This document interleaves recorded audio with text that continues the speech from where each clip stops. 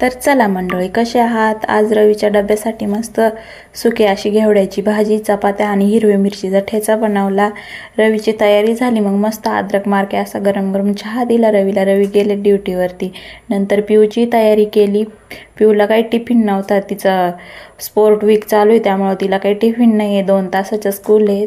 मग तिची तयारी केली, तिला स्कूलला नेऊन सोडलं। दुपारी ती आल्यानंतर दोघींसाठी मस्त हलके फुलके असे ओट्स बनवले आणि संध्याकाळच्या जेवणासाठी मस्त म्हटलं एक इंस्टावरती व्हिडिओ बघितला होता, अख्खा मसूर आणि बटाटा मॅश करून टाकायचा, मेन म्हणजे त्याच्यामध्ये मॅगी मसाला याची फोडणी द्यायची।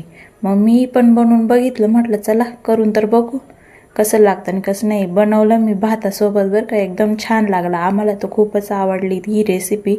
मी आता कायम ट्राय करत राहील। जेवण झाल्यानंतर असं टी व्हीवरनं दोघांची भांडणं चालू होते। कसा वाटला व्हिडिओ ते नक्की सांगा। बाय।